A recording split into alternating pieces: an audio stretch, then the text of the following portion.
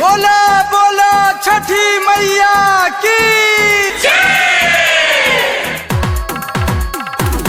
दूर हटाई छुर छुरिए देवार फूट जाई हम चुरिए देवार।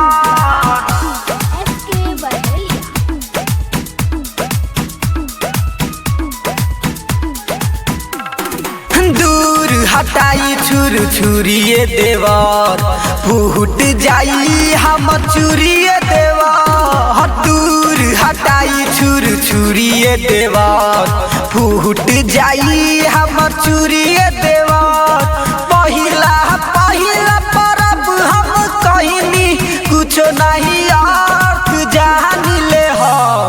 दूर हटाई छुर छुरिए देवार फूट जाई हम चुरिए देवार। दूर हटाई छुर छुरिए देवार फूट जाई हम चुरिए देवार।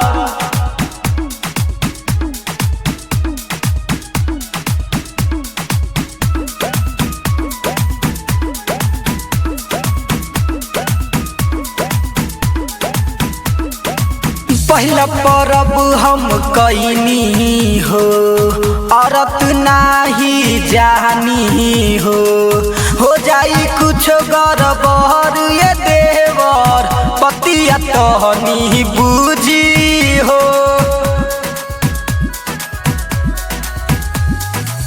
पहिला पहिला परब कहनी हो औरत नहीं जानी हो जाई कुछ गड़बड़ ये देवर पतिया के बूझी हो। कुछ हो जाई गड़बड़ देवर बतिया तनी सुनी देवर। दूर हटाई छुर छुरिए देवर फूट जाई हम चुरिए देवर। दूर हटाई छुर छुरिए देवर फूट जाई हम चुरिए देवर।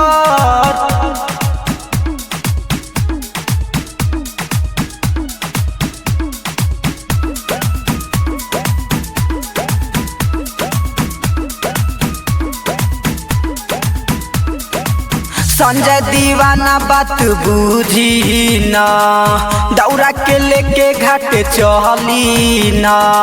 रविंद्र राज सुमित घाटवा पर चली ना। संजय दीवाना बात बूझी ना दौरा के लेके घाट चली ना।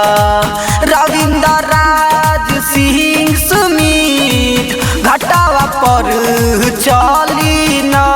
हो कता बेरी अब दौरा लेली घाटवा पर जल्दी से चली देवा। दूर हटाई छुर छुरिए देवार फूट जाई हम चुरिए देवार। दूर हटाई छुर छुरिए देवार फूट जाई हम चुरिए देवार।